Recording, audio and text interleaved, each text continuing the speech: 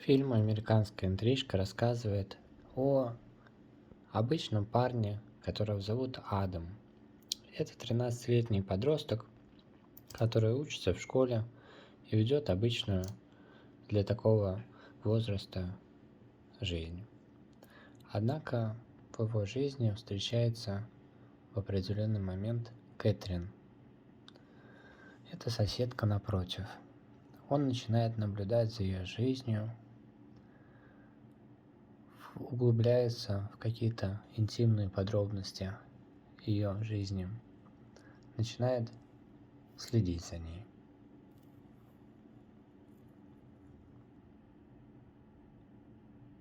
Он говорит, что он просто хочет заработать денег, и она предлагает ему работу у себя в саду, чтобы выкапывать деревья, помогать по саду. Таким образом он объясняет своим родителям, что ходит к соседке взрослой для того, чтобы помогать с садом. Он находит в почте Кэтрин приглашение в Белый дом и догадывается, что все очень запутано в этой истории.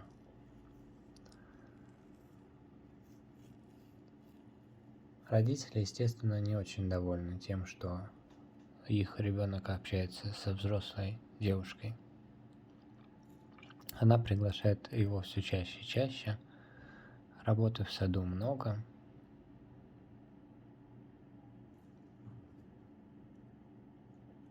А Кэтрин таинственно куда-то постоянно уходит.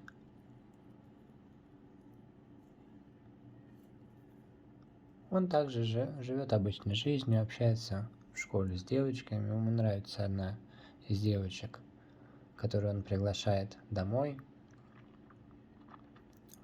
В школе его не считают лидером. Он участвовал в драке, но, к сожалению, его воспитателя, преподавателя наказали за эту драку. У него есть несколько друзей в школе.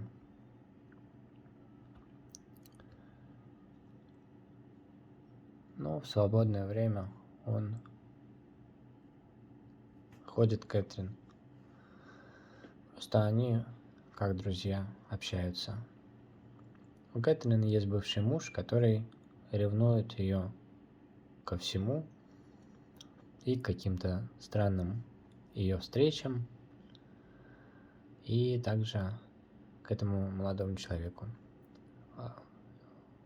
Родители очень недовольны этими отношениями, то, что он часто ходит к соседке, и запрещают ему больше с ней общаться.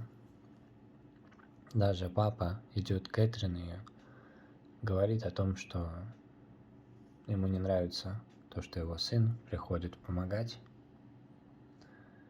и чтобы больше такого не было. Однако все, что происходит, становится более запутанным. Он понимает, что Кэтрин ночью приезжает сам президент Соединенных Штатов. Также Кэтрин часто наведывается ее бывший муж, который пытается как-то ее вернуть, следить за ней. В какой-то момент Адам крадет дневник Кэтрин, потому что именно в дневнике записано все о ее жизни, о ее тайных встречах. Это личный дневник, в котором все подробности рассказываются. Он тайком читает этот дневник и узнает все подробности ее жизни. С кем она встречается, какие-то вырезки из газет и так далее. Кэтрин действительно ведет довольно такой разгульный образ жизни и служит плохим примером для этого мальчика. Поэтому, в принципе, я понимаю, почему родители так недовольны тем, какой-то связи между ними. которая явно есть. Кэтрин сама на самом деле мучается и путается в своих чувствах. Она не понимает, что она делает, сомневается. Родители тоже обеспокоены.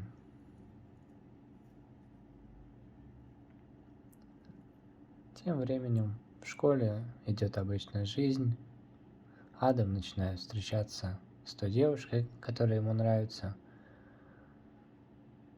Ну, одновременно дружит с Кэтрин. Девочка тоже отвечает определенной симпатией Адаму. Но потихонечку все закручивается. Понятно, что Кэтрин как-то сильно связана с Белым домом и сильно мешает делам там. Ее стараются отстранить подальше от Белого дома и от президента, чтобы она не оказывала никакого влияния на президента. Но это сложно сделать. Ну, хотя заметно, что она потихонечку отстраняется от всего этого. Они обсуждают в церкви отношения, пытаются что-то прояснить о своих дружеских отношениях. Кэтрин предупреждает о том, что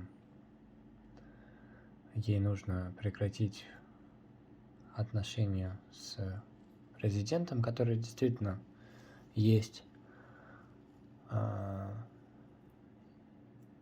Дают ей четко понять, что больше эти отношения не должны существовать. Ну, как, собственно, и родители Адама тоже дают ей понять, что они хотят видеть его в ее доме. Он всячески удивляет родителей. Например, однажды он пришел совершенно в грязной, измазанной одежде, весь в земле.